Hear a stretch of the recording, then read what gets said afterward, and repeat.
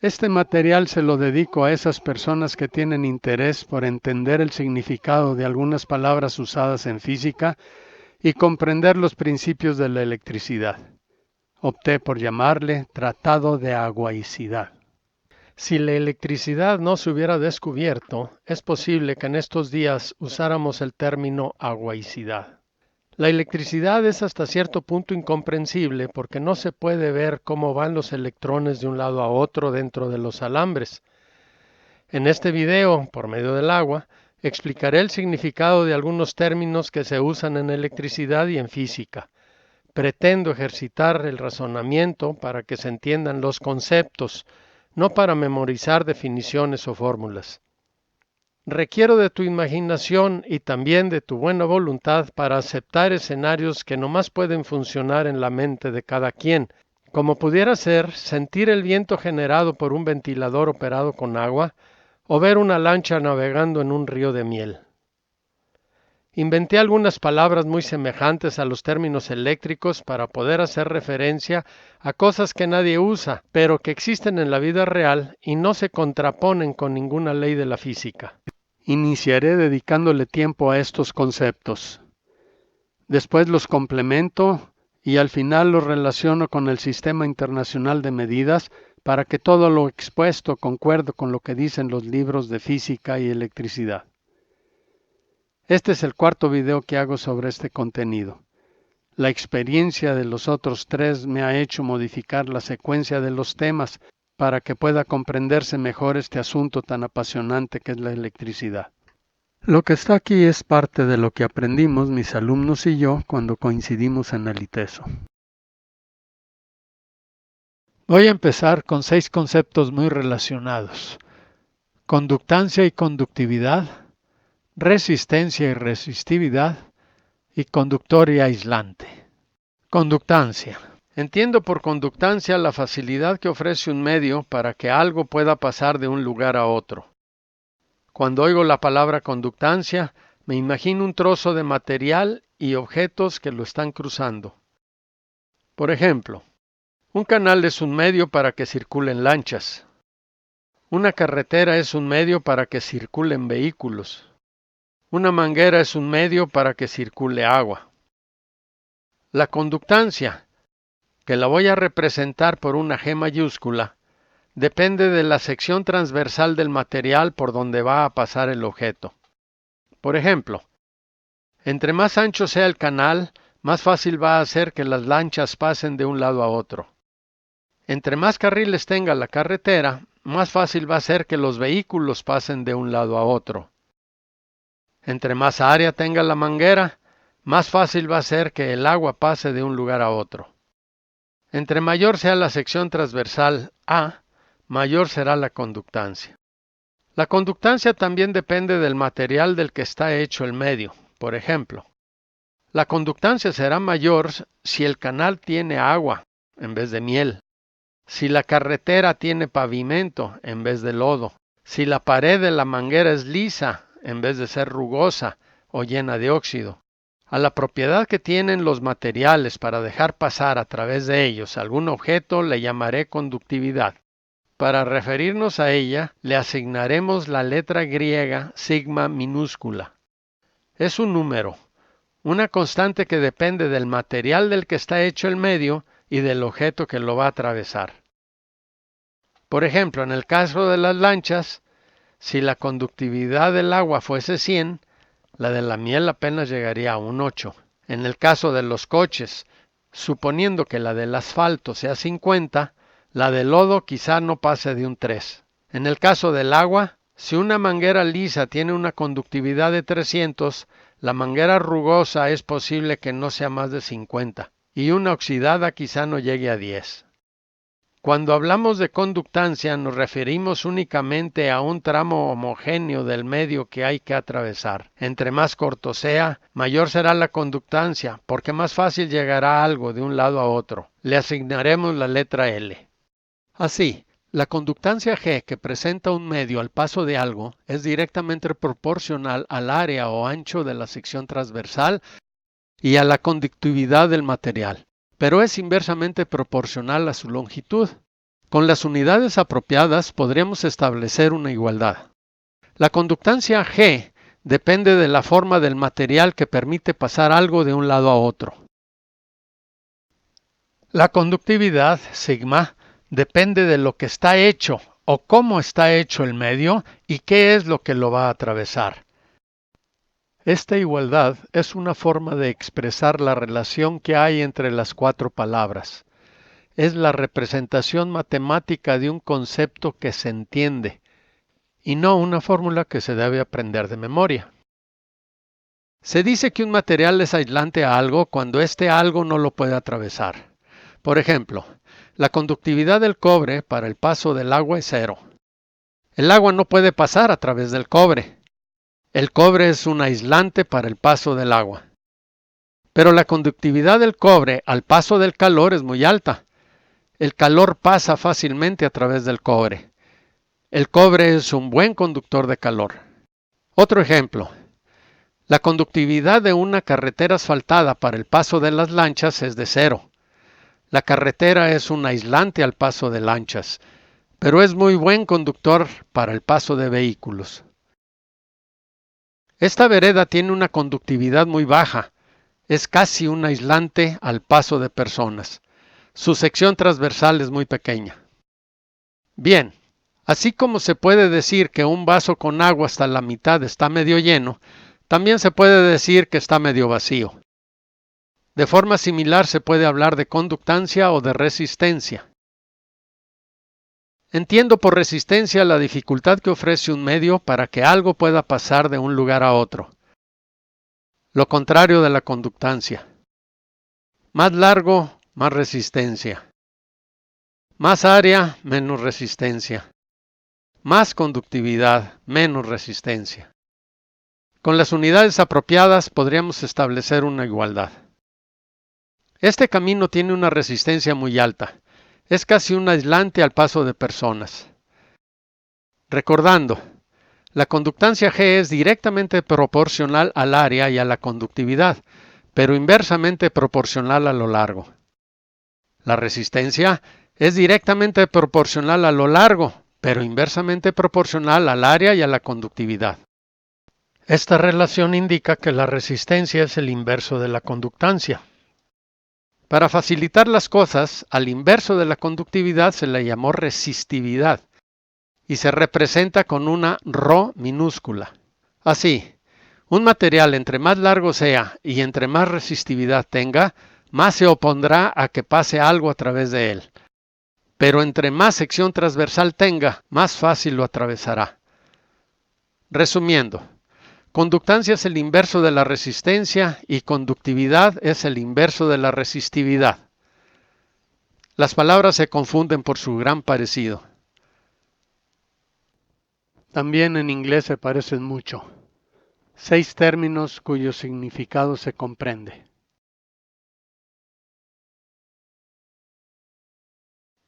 Ahora toca explicar la ley de Ohm desde el punto de vista de los circuitos hidráulicos. Hay una asombrosa similitud con la ley de Ohm de los circuitos eléctricos.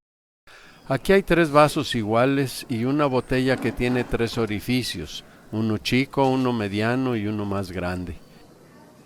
Aquí abajo hay agua, la voy a sumergir y mientras se llena, imagínate qué vas a ver cuando la saque. Así es, no adivinaste. Fue tu experiencia con el agua lo que hizo imaginar los 3 chorros saliendo de la botella. En el mismo tiempo salió más agua por el orificio más grande que por el más chico. Pero, por más grande que sea el agujero, si no hay agua arriba de él, no sale agua. Entonces, la cantidad de agua que sale también depende de la altura del agua. Bueno, el agua no tiene altura, me refiero a la distancia que hay entre el nivel de arriba y el lugar por donde sale. Bien, ahora es necesario darle nombre a las cosas para poder comunicarme contigo en el transcurso de este video. A la cantidad de agua que pasa por un lugar en determinado tiempo, la voy a representar por una I y le voy a llamar indistintamente intensidad de corriente, corriente o simplemente intensidad. Un poco atrás se trató el concepto de conductancia, que es la facilidad que ofrece el orificio para que el agua pase a través de él. Depende principalmente del área A y en menor medida del ancho de la pared de la botella, L, y de su conductividad, sigma, dada por la forma y rugosidad del orificio. Por último, a la altura del agua la voy a llamar altaje y la voy a representar con una V. Entre más grande sea el altaje, más agua va a salir. Sin mucho temor a equivocarnos, podemos afirmar que la cantidad de agua I que sale de la botella en cierto tiempo es directamente proporcional a la conductancia del orificio, G, y a la altura del agua, V. Con las unidades apropiadas podríamos establecer una igualdad. Y es simplemente una forma de expresar la relación que hay entre corriente, conductancia y altaje. Es la representación matemática de un concepto que se entiende y no una fórmula que se debe aprender de memoria. Hice unos experimentos para comprobar esta relación. La botella de la izquierda tiene más altaje, pero menos conductancia que la de la derecha. A las dos botellas le entra la misma cantidad de agua que la que sale para mantener el altaje constante. Los dos vasos se llenaron al mismo tiempo, así que la intensidad de la corriente por el orificio chico es igual a la del orificio grande. Repetí el experimento con las mismas botellas, misma conductancia, pero con altajes más pequeños que el experimento anterior. Igual que antes, por las dos botellas salió la misma cantidad de agua, porque los dos vasos también se llenaron al mismo tiempo. Como era de esperarse, los vasos del primer experimento se llenaron antes que los del segundo, porque el altaje era mayor. Realicé otro experimento usando 3 botellas de diferente tamaño. Les hice un orificio lo más igual que pude para que tuvieran la misma conductancia. El altaje lo mantuve constante y observé que los 3 vasos se fueron llenando al mismo tiempo. Así que la corriente no depende de qué tanta agua haya en la botella, depende únicamente de la conductancia y del altaje. Toca ahora dedicarle un tiempo a definir las unidades con las que se va a medir lo que se vaya definiendo. El altaje, la distancia que hay entre el nivel superior del agua y el orificio por donde sale, se va a medir en unidades de longitud. Se usarán los metros. La corriente que pasa por un lugar en determinado tiempo se va a medir en unidades de volumen entre unidades de tiempo. Por ejemplo, la corriente de agua de un río caudaloso se suele expresar en la cantidad de metros cúbicos que pasan por cada segundo. El gasto de una regadera normal es de 20 litros por cada minuto, pero ahorradoras de agua lo reducen hasta 6. Para los fines de este tratado de aguaicidad, la intensidad de corriente se va a medir en vasitos por segundo. Por ejemplo, la corriente que sale por la llave llena 7 vasitos cada 29 segundos. Entonces la corriente es de 7 entre 29.24 vasitos cada segundo. En este caso la corriente es de 7 vasitos por cada 16 segundos, o lo que es lo mismo, 0.43 vasitos por segundo. Por último, la conductancia. La conductancia se va a medir en Siemens. Se dice que el orificio de un recipiente con agua presenta una conductancia de un Siemens cuando la intensidad de la corriente sea de 1 vasito cada segundo y la altura del agua sea de 1 metro. No venden medidores de conductancia de orificios de botella. A la fecha nadie los ha necesitado, pero basta medir la corriente y el altaje para obtenerla. Por ejemplo, el altaje de la botella de la izquierda es de unos 20 centímetros. Al vaso le caben 3 vasitos y se llenó en 6,5 segundos. Entonces la intensidad es de 3 entre 6.5, 0.46 vasitos por segundo. La conductancia es de I entre V, 0.46 entre 0.2, son 2.3 Siemens. Después veremos más detalles sobre G. Por lo pronto no hay que distraerse con los medidores de conductancia ni de sus unidades. El objetivo es entender los conceptos, lo que significan las palabras altaje, corriente y conductancia. Para terminar, recuérdese que la conductancia es el inverso de la resistencia. La corriente es igual al altaje entre la resistencia. Y sí, es obvio, entre más resistencia presente el orificio por donde sale el agua, pasará menos corriente. El mismo concepto expresado de dos formas diferentes, pero fácilmente entendibles. Una indica que entre más grande sea el orificio pasará más corriente, y la otra, que entre más pequeño sea, pasará menos. La resistencia se va a medir en ohms. De la misma forma que la conductancia, se dirá que el orificio de un recipiente con agua presenta una resistencia de 1 ohms, cuando la intensidad de la corriente sea de 1 vasito cada segundo y la altura del agua contenida en la botella sea de 1 metro. Por lo pronto no hay que distraerse con los medidores de conductancia ni de resistencia. El objetivo es entender los conceptos, lo que significan las palabras altaje, corriente, conductancia y resistencia. Muchos libros invitan a memorizar la ley de Ohm como V igual a IR, pero esta es una fórmula para aprenderse de memoria. No facilita el razonamiento del concepto, pero así se ha enseñado. Ahora quiero explicarte lo que entiendo por las palabras trabajo, carga y energía. Se me ocurrió inventar un cuento, así que requiero de tu imaginación y buena voluntad.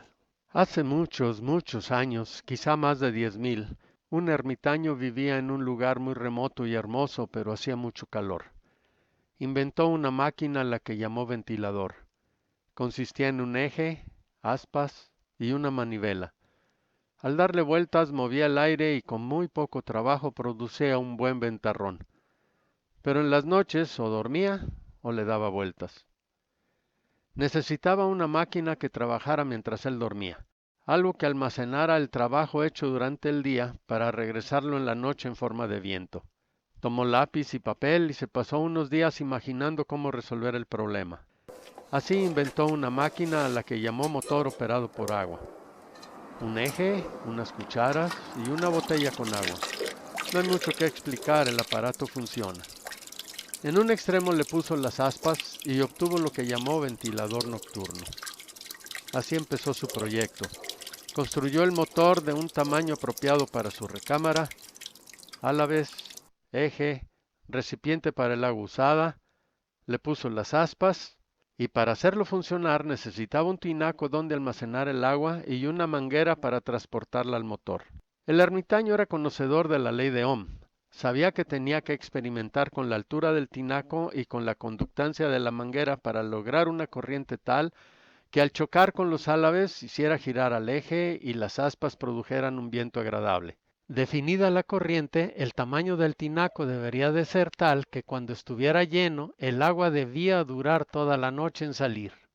Terminó el diseño, colocó el tinaco arriba de su casa, el ventilador en su recámara y conectó la manguera a través de un interruptor. Construyó un aljibe para almacenar el agua usada, usó una polea, una soga, una cubeta y empezó a subir la carga. La cubeta subía con carga y bajaba vacía, una y otra vez. Terminó de llenar el tinaco y en la noche activó el interruptor. Estrenó su ventilador operado por agua y durmió bien. Y así, cada mañana el ermitaño subía el agua al tinaco. Como buen ingeniero que era, se dio a la tarea de averiguar de qué dependía el trabajo que tenía que hacer para llenar el tinaco cada mañana. No tardó mucho en deducir que dependía de la cantidad de agua, que llamó carga, y de la altura a la que la tenía que subir, que llamó altaje. Y así estableció que el trabajo es directamente proporcional a la carga y a la altura. Con las unidades apropiadas se puede establecer una igualdad. Trabajo es igual a carga por altaje. W es igual a Q por V. Para facilitar las cosas, optó por medir la carga en vasitos de agua, los mismos que se usaron en la ley de Ohm, y el altaje lo medirá en metros.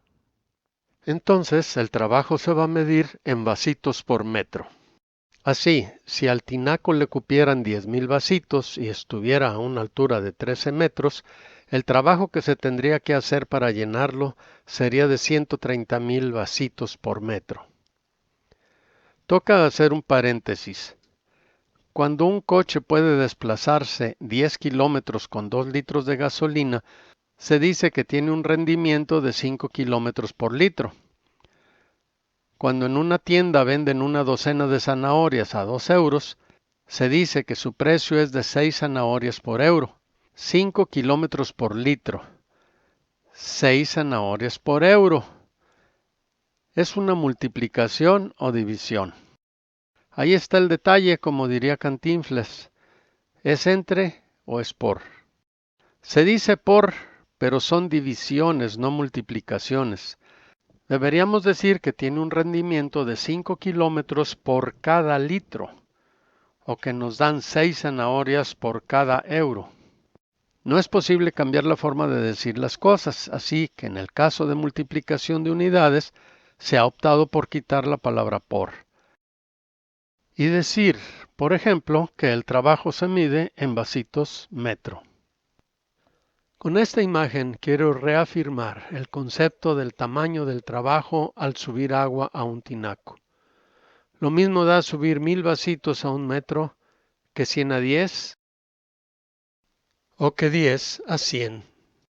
El trabajo será el mismo, 1000 vasitos metro. Otro propósito del cuento es transmitir la idea de que el trabajo se puede almacenar. Mientras el ermitaño esté despierto, puede trabajar produciendo al momento el viento que quiera o almacenando agua a cierta altura para soltarla después. Almacenó agua, pero también almacenó trabajo, porque esa agua, dejándola correr por la tubería, puede producir el viento a la hora que se necesite.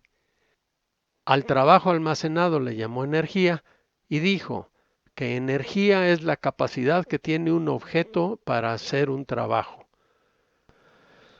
Una persona puede almacenar trabajo subiendo agua o estirando una liga o comprimiendo un resorte. Ese trabajo se almacena y la energía se regresa cuando se necesite. La madre naturaleza también hace el proceso de almacenar trabajo en la madera y en la gasolina. Al prender la madera, su energía se transforma en calor y la energía de la gasolina hace el trabajo de mover el eje de un motor. Un ejemplo más. Nuestro trabajo diario lo almacenamos en dinero. El dinero tiene la energía suficiente para ser convertido en comida, gasolina o ropa. La energía se mide en las mismas unidades que el trabajo. En este tratado de agüaicidad se medirá en vasitos metro.